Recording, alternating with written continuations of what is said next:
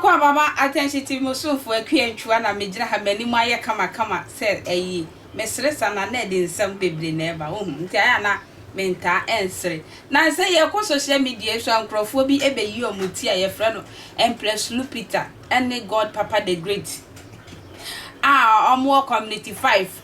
community tema community 5 otum se nkrofo ebe didi e wo social media so kra nkrofo kra me akuantwa kra me form video bi me serve odifo kwese ntwa na me se papa ehwe hwe ni yie ebia na ehye pa che se Lupita de odo bi be bodo ma eya awalifo ibi e fa Lupita esua ne papa de bo brama ebi mu awale fela krampo e serve no kru hwe se ne fela 7 ne kuna otum se Lupita ne God Papa ombe ye bi pa na wanyina mu na Lupita ene na setra na che se enkoye na adwomoka bi aba baby a omode omoma ne bi cry sacrifice ye wasie ne ba amnamo no sebi ajanan a ye ko ye se private no omode omotumi ko ajaman si so kata ho be na otwe na ye de abon kwan pa ma God Papa empotro ne enwe die che se God Papa wi bi papa anu odi hey Lupita recipe no na in fact anu odi pa ye nyina ye fe bi ebi wa ye fe bi ka ye de Lupita recipe na no odi na we na hwehwe mu ma ye hu se san krofo ni omo ye nyina adwen no ensisi so di psychiatric hospital ye omokoje ayarehwe ye hwe anuanom sania omo ho be den ebetom kama na sa omoda hospital na omoje ayarehwe nyina eduru baby na wo se ye sanko yi omo na omo kokot ekodi omo nsem anase ye hwe se omo apomudin aye yomo kokot ye na a doctor for asan ye hwehwem so omo apomudin no enya tisi su ye nti omo kokot ni bia omo san go back to psychiatric hospital Empress Lupita tama ye de ko tema circuit court God Papa the Great and Empress Lupita. The Accra Psychiatric Hospital has told the Tema District Court, the TDC Court, that the two accused persons who are couples,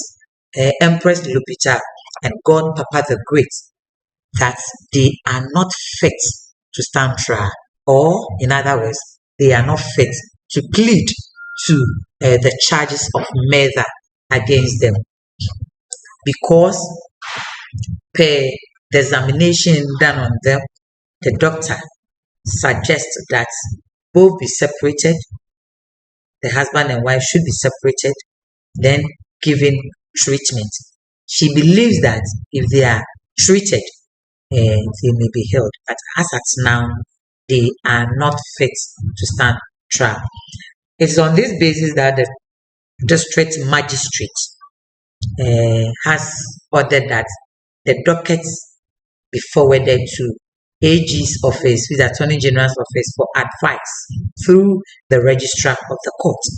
So they will be kept in police custody until the advice is ready. Then we go back to the court. So I can confidently tell you that the case has been adjourned sine die. Rebecca say, "Now my sine die." And I seen it die. I seen it die. Said the person can be. So the case has been adjourned sine die. And basically, when the advice is ready, it is then that we know if we are going from left to right. As it's now to reports indicate that the police have not yet seen the alleged dead bodies of the children, or yes, the children of the couple who are believed to have been killed by the parents. As at now, the various places that they directed them to go there to find out if the bodies are there, police investigators indicate that they've been able to go there, the various spots, but nothing to show that they are there, or they did but find nothing there. Major win and semester when you to fear, or you to fear, to fear, or baby to fear, or down for even your colleague in the office place, yen monitor, yen share their behavior, because young share behavior ni bi over obeka say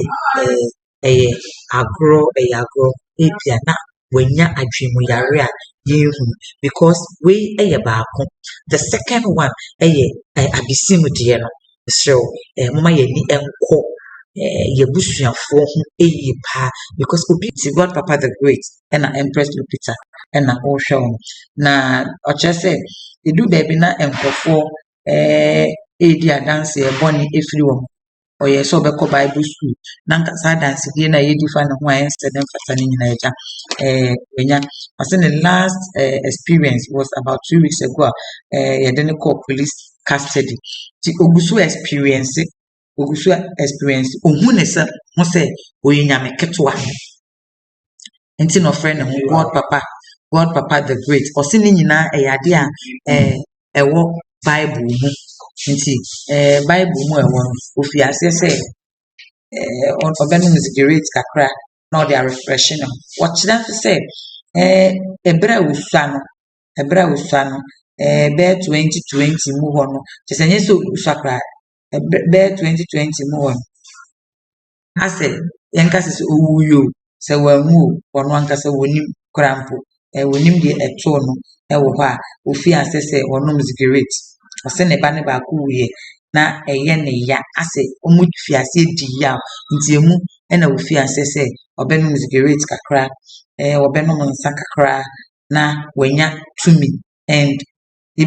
doctor ne so bisa ne sɛ nti ne ba ne wɛn ɔsɛ ne ba no ɛberɛ akwalaa ne wu fie no ɔmo bɔ mpaeɛ ama Nyankopɔn bɛfa akwalaa ne ho